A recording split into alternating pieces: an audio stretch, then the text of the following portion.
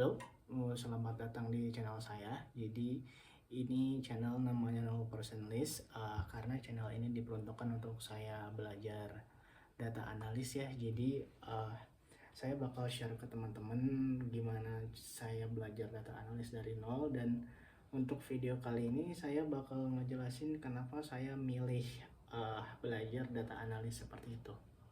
Oke, langsung saja ya. Oke, ini saya sudah masuk di presentasi ya. Saya akan menjelaskan kenapa saya tertarik belajar data analis gitu ya. Sebenarnya dimulai dari background saya dulu ya. Saya punya pengalaman sebagai mitra di Badan Pusat Statistik ya. Saya bukan membidangi sih. Pernah ikut andil dalam 3 proyek dalam Badan Pusat Statistik ini. Yang pertama itu saya pernah menjadi petugas lapangan di proyek Reksosek, yaitu registrasi sosial ekonomi. Selanjutnya saya juga pernah menjadi pengawas di Sussenas, itu sensus ekonomi nasional, dan yang terakhir saya pernah menjadi petugas lapangan untuk sensus pertanian. Jadi sebelumnya saya punya background di bidang data ya, tapi di sini saya sebagai kolektor ya, atau sebagai petugas lapangan yang mengumpulkan data-data seperti itu.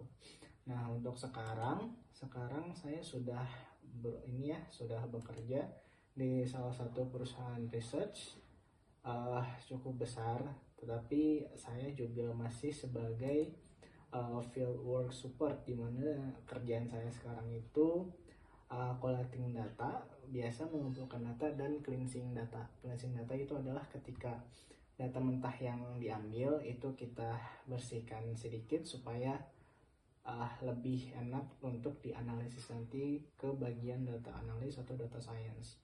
Nah, di posisi saya di sini itu saya berpikir untuk terus berkembang dan meningkatkan skill saya gitu. Jadi skill apa yang linear dan mampu saya pelajari untuk meningkatkan kapasitas saya seperti itu ya.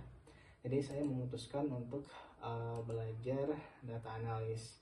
Kenapa data analis? Karena mungkin next step dari kerjaan saya mungkin bisa ke data analis, karena saya tahu kondisi lapangan dan sedikit tahu tentang cleansing data. Jadi saya ingin memperdalam ke bidang data analis seperti itu. Nah, selanjutnya mungkin untuk zaman sekarang ya, data analis itu penting, tapi ketika kita belajar kita pasti akan merasa tidak puas jika belajarnya hanya sedikit saja gitu, bukan sedikit tapi dalam satu bidang. Jadi saya sudah bikin mapping, ketika saya sudah menjadi data analis saya mau belajar apa lagi yang mungkin cukup linear tentang bidang ilmunya seperti itu. Jadi selanjutnya saya mungkin akan belajar data science. Ini yang saya tahu mirip seperti data analis, tapi dia lebih dalam dan lebih mendetail terkait tentang kesimpulan dari datanya seperti itu.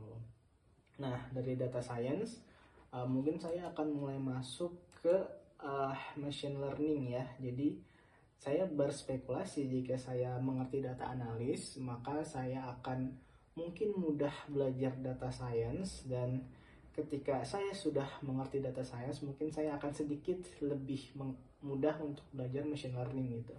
Kenapa nggak langsung ke data science atau langsung ke machine learning? Karena saya belum terbiasa dan saya tidak ada background IT ya. Jadi saya untuk belajar itu harus yang simple dulu, nanti baru dinaikin ke level-level yang lebih susah seperti itu. Dan setelah machine learning itu mungkin saya akan mulai masuk ke AI. Jadi mungkin ketika saya sudah paham apa itu machine learning dan isinya, mungkin saya mentok itu akan mempelajari tentang AI, karena di zaman sekarang ya, dunia semakin sulit dan persaingan semakin ketat. Kita harus punya ilmu yang yang bisa dibilang sedikit yang mengerti gitu ya. Jadi supaya kita mungkin bisa membuka peluang untuk pekerjaan atau tempat yang lebih yang lebih memiliki pengetahuan supaya kita terus berkembang seperti itu. Nah, kenapa saya memutuskan untuk belajar lagi, padahal mungkin ketika saya hanya stay di pekerjaan saya yang sekarang itu mungkin sudah cukup tenang gitu ya, cukup tenang dan nyaman segala macam.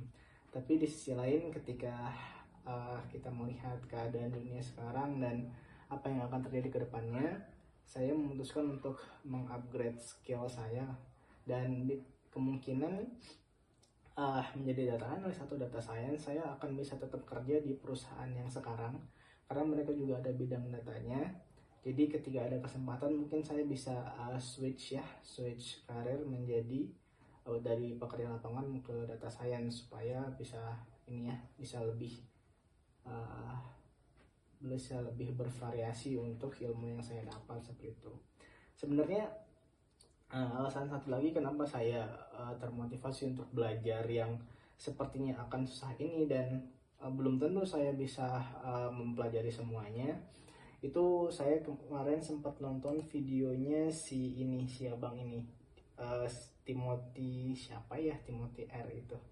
Jadi videonya dia menjelaskan kelas menengah akan hilang, dunia akan menjadi sangat distopia. Mungkin pemikirannya benar atau bisa jadi tidak, tapi ini memicu saya untuk belajar. Dan di akhir video dia ngasih 4 skills yang harus kita pelajari untuk kita bisa bertahan di dunia yang sangat keras nanti ketika AI atau robotik sudah mulai masuk dan menggantikan orang-orang yang bekerja di perusahaan atau manufaktur segala macam, yaitu salah satunya adalah AI seperti itu. Jadi saya melihat ada korelasi ya antara pengalaman pekerjaan saya yang sekarang dan mungkin saya sedikit ada minat juga, bakat belum tentu gitu ya.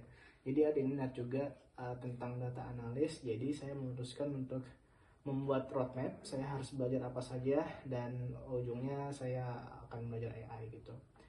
Itu yang kedua. Dan yang ketiga juga saya untuk device mungkin sekarang hanya memungkinkan untuk belajar data analis ya, karena saya menggunakan laptop ini Lenovo ThinkPad ya, T470. Itu saya beli harga 3,5 juta second dengan spesifikasi yang tidak terlalu tinggi gitu. Jadi untuk langsung belajar data science atau machine learning itu kayaknya belum bisa gitu. Jadi saya fokus untuk apa yang saya bisa sekarang dengan resource saya yang ada seperti itu. Jadi saya sekarang mulai fokus di data analis seperti itu. Mungkin itu alasan saya kenapa saya memutuskan untuk belajar data analis. Selanjutnya saya sudah mencari tahu itu roadmap untuk jadi data analis itu seperti apa. Kita akan belajar menggunakan menggunakan YouTube saja yang gratis. Jadi saya sudah menemukan channel YouTube yang namanya Halotek Academy. Nanti untuk linknya saya masukin deskripsi. Dia di sini menjelasin roadmap untuk menjadi data analis seperti itu ya. Kalau dilihat di sini ada 1, 2, 3, 4, 5 tahapan. Yang pertama dimulai dengan Excel, lalu belajar Python, terus belajar MySQL, selanjutnya statistik, dan terakhir di table.